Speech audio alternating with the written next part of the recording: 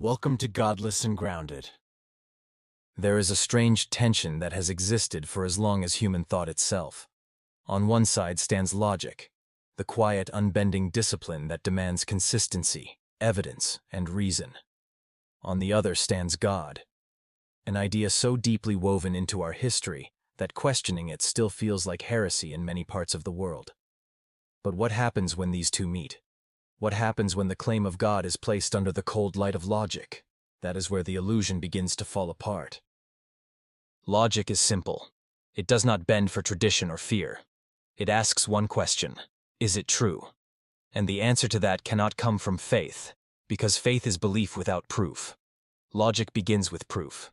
Faith begins with assumption. The two cannot walk together. The first logical problem with God is definition.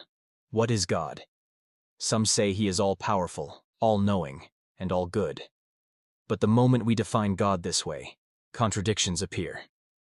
If God is all-powerful, he can do anything. But can he create a rock so heavy that he cannot lift it? If he can, then he is not all-powerful because he cannot lift it. If he cannot, then again, he is not all-powerful because there is something he cannot do. This is not wordplay. This is logic testing the limits of an undefined idea. And the idea fails. Some believers respond that God can do only what is logically possible, but that already limits his power. It means logic is above God, not God above logic. That alone ends the illusion of divine omnipotence. If logic sets the boundaries for what even God can do, then logic, not God, is the ultimate authority. Then comes the problem of knowledge. If God is all-knowing, he already knows everything that will happen. Every action, every choice, every tragedy. But if he knows everything in advance, then we have no free will. Our choices are illusions. Our lives are already written. And if we do not have free will, then punishing us for sin or rewarding us for belief makes no sense. It is like programming a robot to act a certain way and then getting angry when it does exactly that. A just God cannot also be all-knowing in this way, because justice requires free will, yet omniscience destroys it. If believers argue that we still have free will and that God only knows what we will choose, then that knowledge still means the outcome is fixed. Knowing the future means it cannot be changed. So we circle back to the same paradox. Either God knows everything, and we are not free, or we are free, and God does not know everything. You cannot have both. Then there is the problem of goodness. If God is all-powerful and all-good, then evil should not exist. But evil exists everywhere. Children die of hunger. Diseases kill the innocent. Natural disasters wipe out entire communities. Some say it is a test. Others say it is punishment. But what kind of test kills millions who never even got a chance to live? What kind of punishment falls on newborns? If God is all-powerful, he could stop the suffering. If he does not stop it, then either he cannot, or he chooses not to.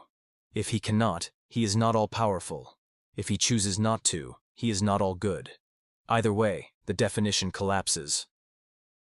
Religious explanations only make the problem worse. They say suffering is part of God's plan, but a good being who plans suffering is no longer good. If a human leader ordered pain, war, and disaster as part of their plan, we would call them cruel, not holy. Yet when it is God, people call it divine will. That is how deep the illusion runs. Morality gets inverted to protect belief. Logic asks, why create a world that needs saving in the first place? Why design humans so flawed that they constantly fail moral tests, and then blame them for failing? Why demand faith without evidence, and then punish those who ask for proof? This is not wisdom. This is manipulation disguised as mystery. Think about the idea of creation itself.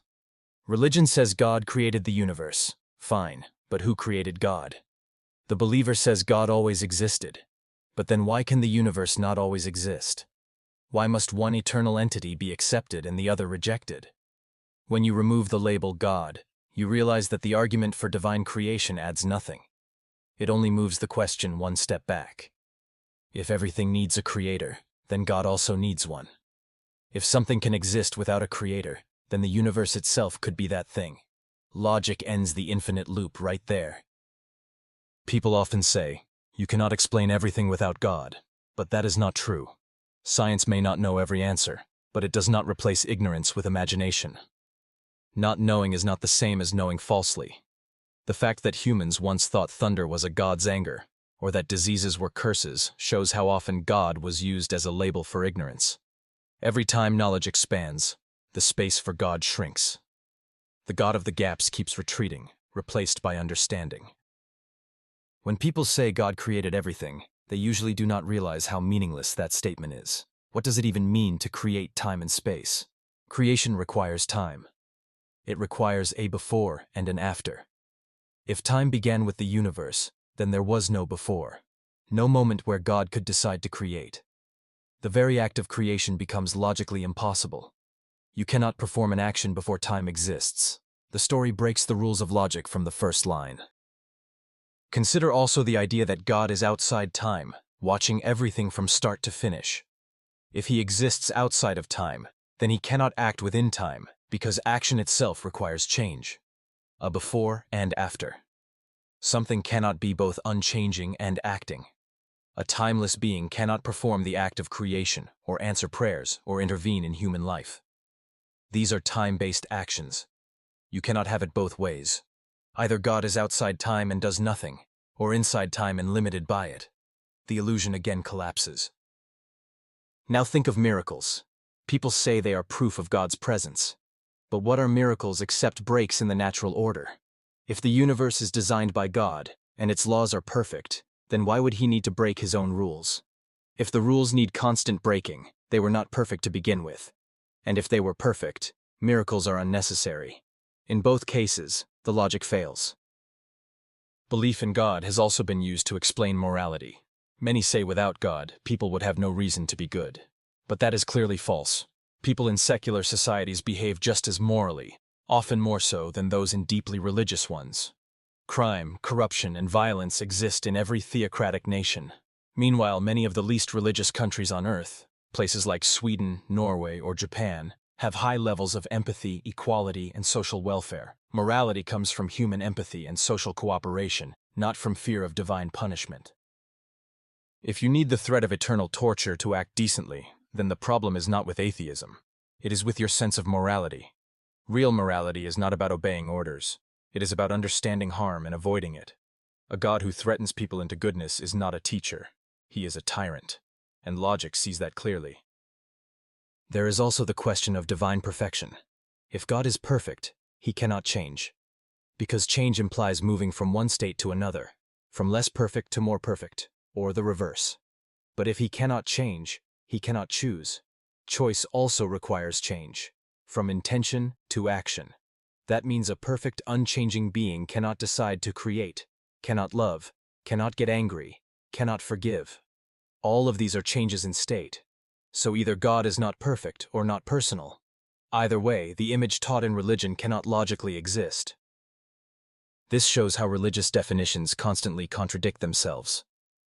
When faced with a problem, believers redefine God again and again to escape logic.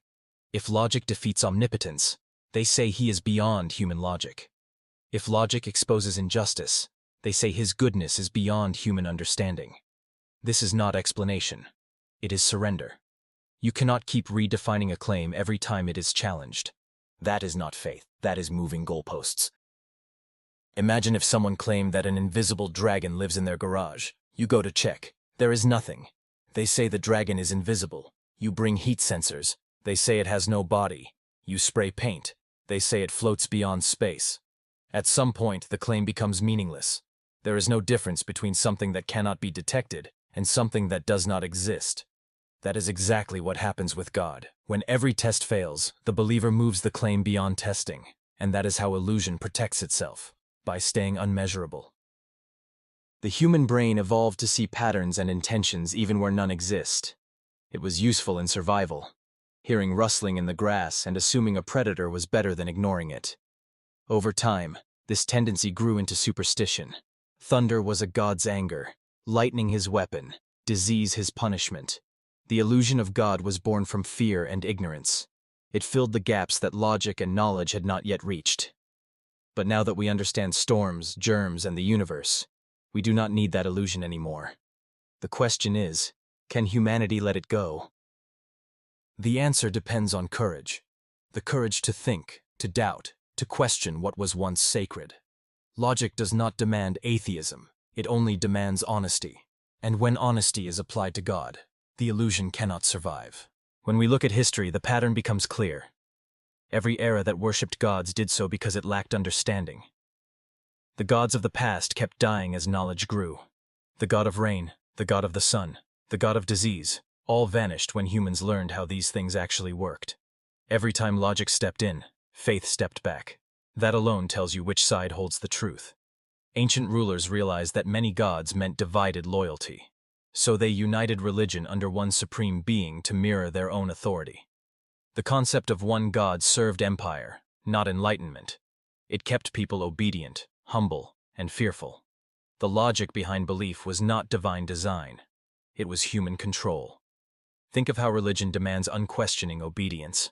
The very idea of faith is built on not asking questions. The moment you ask for proof, you are told to stop doubting. Doubt is painted as sin. But in every other part of life, doubt is how progress happens. Doubt is why we test, why we learn, why we discover. If a doctor refused to question tradition, medicine would never advance. If scientists accepted everything without evidence, we would still think the earth is flat. But in religion, doubt is forbidden because it is fatal to the illusion. The moment you think freely, belief begins to dissolve. Now let us talk about prayer. People believe that prayer changes outcomes. But if God already has a perfect plan, then prayer cannot change anything. If it can change his plan, then his plan was not perfect. And if it cannot, then prayer is pointless. Either way, logic exposes the contradiction. What people call answered prayers are simply coincidences filtered by confirmation bias. They remember the few that seemed to work and forget the countless that did not. That is not divine intervention. That is selective memory. You can test it easily. Pray for something that violates natural law, like growing a lost limb, and it never happens. Pray for vague things like strength, patience, or a new opportunity, and eventually something will line up because life itself is full of random chance. Religion claims the credit for luck and blames disbelief for failure, but the data does not lie. Studies show no measurable difference in recovery or success rates between those who pray and those who do not. Prayer comforts the believer, but it does not change reality. It changes emotion, not events. Then there is the concept of heaven and hell, the ultimate emotional manipulation. Reward and punishment are powerful psychological tools. Promise eternal pleasure, threaten eternal pain, and you can control behavior for life. But logically, these ideas make no sense. Eternal punishment for temporary mistakes is infinite cruelty. A God who tortures forever for disbelief is not just, he is monstrous. And eternal reward for blind faith is not morality, it is bribery. A truly good being would judge by compassion and understanding, not by worship. No parent would burn a child for asking questions, yet religion calls such cruelty holy. Consider also the idea that God gave humans moral laws, like the Ten Commandments. But societies had moral codes long before these texts were written. Humans did not need divine tablets to know that killing or stealing were wrong. We learned these things through empathy and survival. A tribe that murdered its members would not last. Cooperation, fairness, and empathy evolved because they helped humans live together. That is morality born of logic, not revelation. Religion simply took credit for what nature already created. If we accept logic, then morality becomes stronger, not weaker. Instead of obeying because of fear, we act with understanding. Instead of doing good for a reward, we do good because we see its value. Logic creates responsibility. Faith removes it. When everything is God's will, nothing is our responsibility. People pray for peace instead of making it. They pray for the sick instead of funding hospitals. They pray for justice instead of demanding it. The illusion becomes an excuse for inaction. That is how belief kills accountability. And yet, believers often say that life without God would be meaningless. But meaning does not come from the supernatural. Meaning comes from connection, from love, from creation, from curiosity. It comes from what we build, not what we worship. The stars do not need purpose to shine, and we do not need divine command to live with purpose. Logic does not remove beauty. It deepens it. When you understand how a flower grows, it becomes more amazing, not less. When you learn how the universe formed, awe increases, not fades. The illusion of God is replaced by the wonder of reality. Now think about how belief divides the world.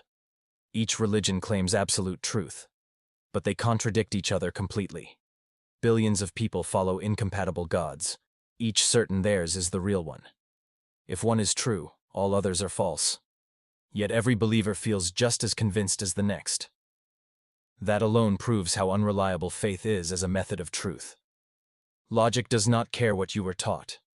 It tests claims. And by that test, no religion survives. Even within a single faith, followers disagree endlessly about what their God wants. There are hundreds of sects, each interpreting the same book differently. If an all-knowing being wanted humans to understand him, he would not communicate through vague metaphors and ancient texts, open to endless dispute. The confusion itself proves the message is human-made. A perfect communicator would not deliver an imperfect message. If you look at the scriptures themselves, they reveal more about human ignorance than divine wisdom. They contain outdated science, cultural prejudice, and moral contradictions. They reflect the limited understanding of their time. Ancient texts speak of flat earths, talking snakes, and global floods that never happened. They mirror myth, not history. The more we learn about the world, the clearer it becomes that these writings are products of their age, not messages from beyond. And still, people defend them as literal truth. They bend logic to fit belief rather than belief to fit evidence. But the moment you must twist reality to keep a story alive, you are no longer searching for truth. You are protecting comfort. Logic has no interest in comfort, it only cares about what is real. There is also a deeper point. The idea of God contradicts the very structure of existence. If everything that exists must have a cause, then God cannot exist uncaused. And if something can exist uncaused, then we do not need God. Logic demands consistency. Religion does not offer it. It demands that we make one exception: God. But once you make one exception, logic is lost.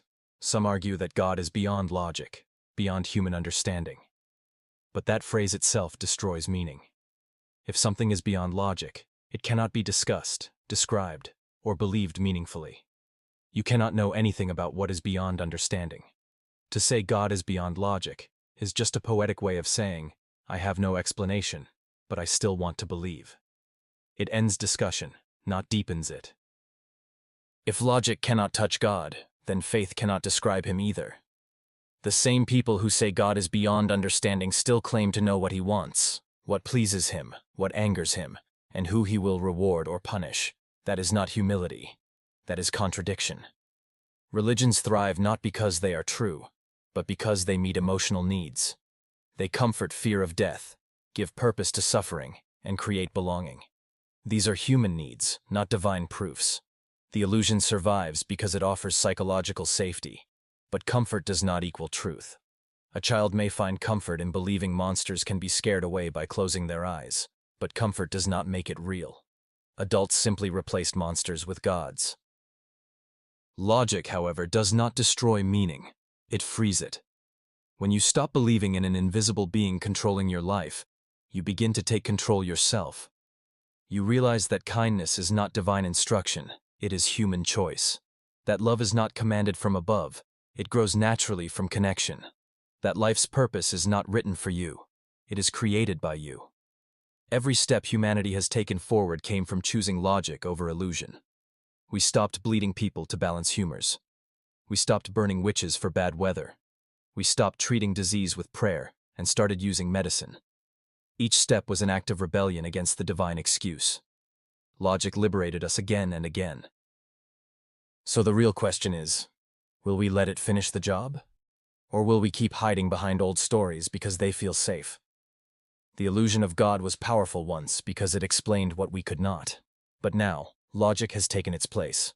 We no longer need invisible answers when real ones exist. The stars are not lamps on a dome. The earth is not the center of the universe. The soul does not need salvation. It needs understanding. The more we learn, the smaller the illusion becomes. In the end, logic does not need to fight God. It simply reveals that the concept cannot stand on its own. Every claim collapses under its own contradictions. An all-powerful, all-knowing, all-good being cannot logically exist. A timeless, changeless being cannot create or act. A moral authority that demands blind faith cannot be moral. God versus logic was never really a war. It was a misunderstanding. One side was built on questions, the other on fear of them. and the moment humanity chose to question, the illusion began to end. This is the victory of thought over fear, of clarity over comfort, of truth over tradition.